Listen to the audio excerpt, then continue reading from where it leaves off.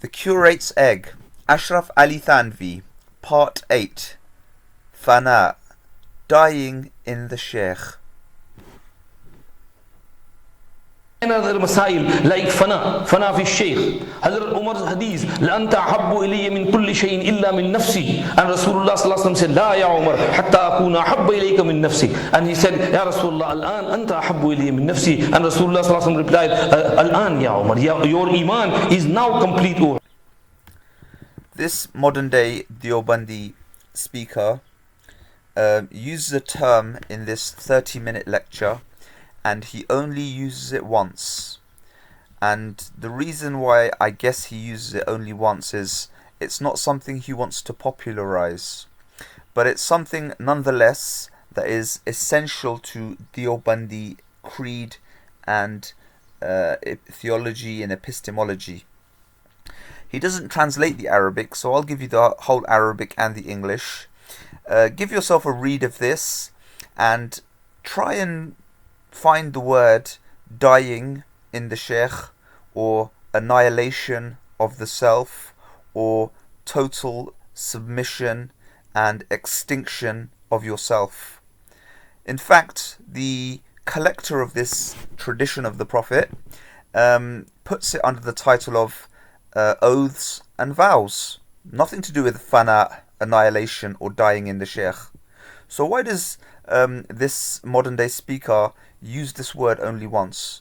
The truth is, this is a secret sort of knowledge that they don't want to be made public.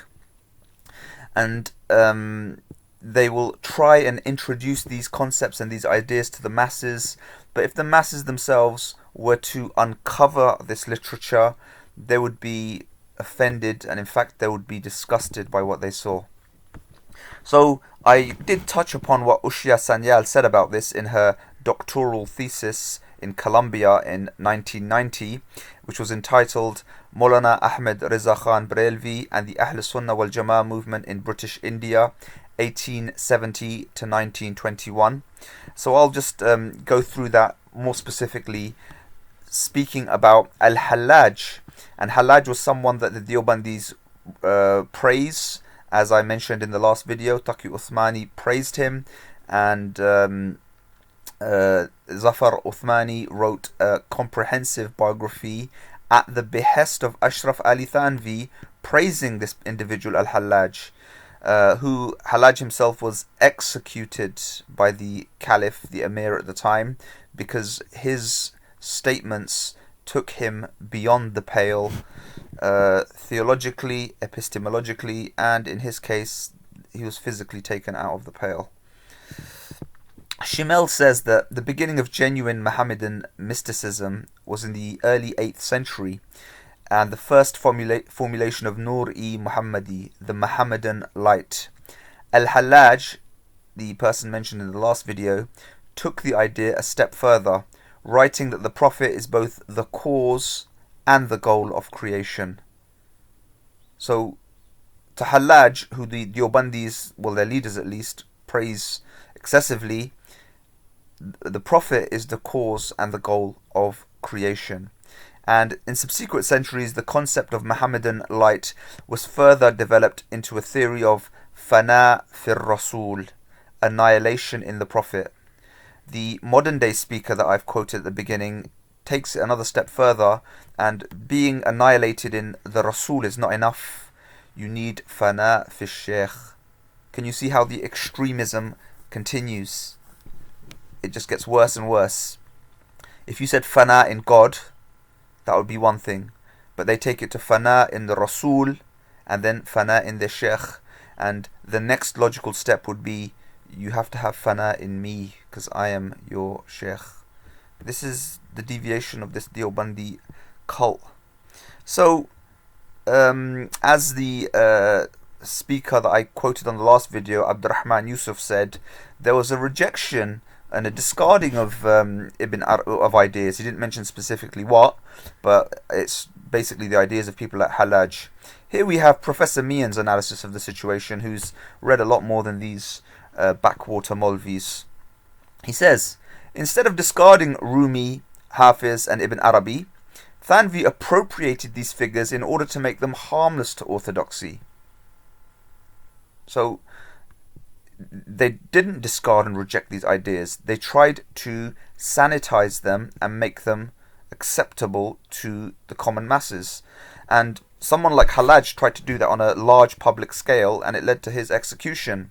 And it continues, in this way, he argued that his commentary would save modern readers from apostasy and doctrinal infidelity.